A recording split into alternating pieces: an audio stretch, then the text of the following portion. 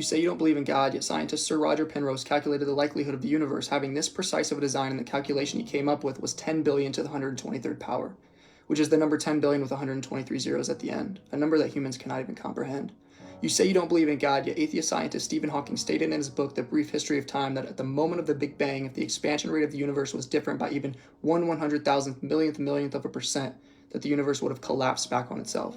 You say you don't believe in God, yet your existence alone as a human was a 400 trillion to 1 odd. You say you don't believe in God, yet did you know if one person's DNA was unraveled and placed end to end, it would stretch to Pluto and back? You say it takes too much faith to believe in God, and to that I'll ask you, have you ever seen non-intellectual produce intellectual?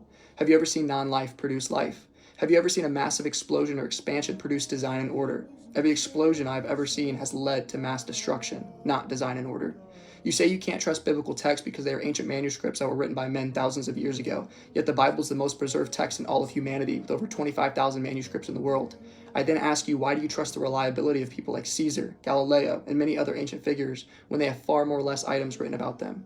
You say that the Bible has been mistranslated and altered, yet the discovery of the Dead Sea Scrolls in the 1950s have proven that claim to be false. You say you don't believe in the miracles of Jesus, yet you believe in the miracles of the universe being almost perfect in every aspect for us and our ecosystem to survive. You say it takes too much faith to believe in religion, yet I counter that claim with the notion that I believe it takes way more faith to be an atheist than a theist.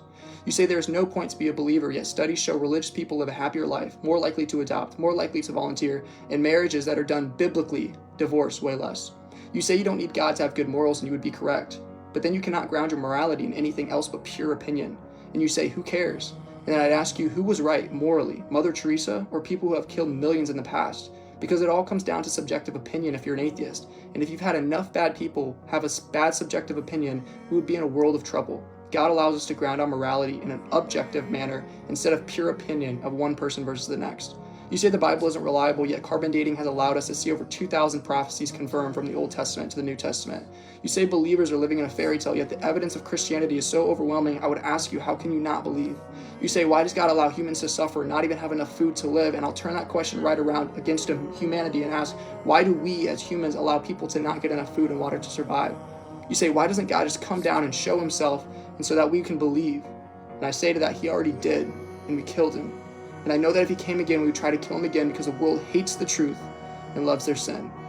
Get right with God now. Time is running out.